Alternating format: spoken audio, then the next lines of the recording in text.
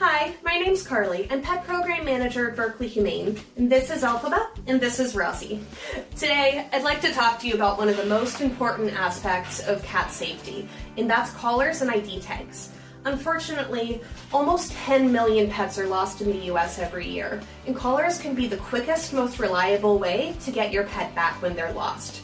Now, collars aren't the replacement for microchips, and it's really important that every one of your pets have up-to-date microchip information, as well as a collar with an ID tag. Now, this goes for indoor cats as well, because if they get loose, you want anyone who comes across them to know that they're not supposed to be outside so they can contact you. Also, indoor cats tend to get scared and might flee in neighborhoods they don't know, so it's really important for someone to be able to contact you if your cat is in distress and lost. There are many pieces of information that you can put on an ID tag or collar if you'd like to, but there are three things that are really important. First is your cat's name, the second is your phone number, and the third is whether your cat is indoor only or indoor-outdoor.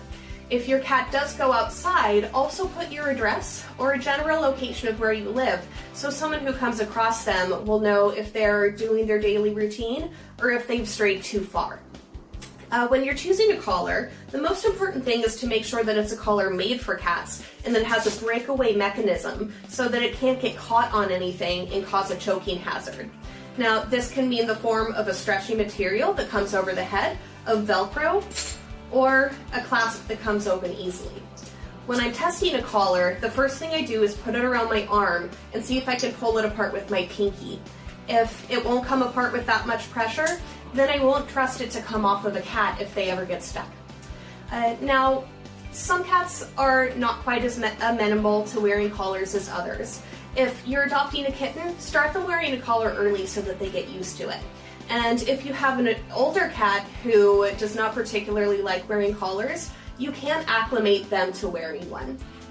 So get a collar and fit it nice and loose so it can slip over their head, and have some tasty treats ready.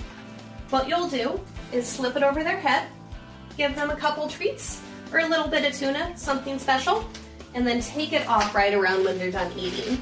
Do this a few times a day at random times, and then you can start leaving the collar on for a little longer and longer and start spacing out how quickly you're giving them the treats. If you have a cat who will wear a collar but is really good at getting them off, I like to just have a big supply of cheap collars, and every time I notice that the cat isn't wearing one, just put another one on them so that I'll know most of the time they have an ID tag on them. So, I sincerely hope that you'll never end up needing an ID tag on your pet. But if they ever do go on an ill-advised adventure, you'll be really glad to know that someone will know how to find you.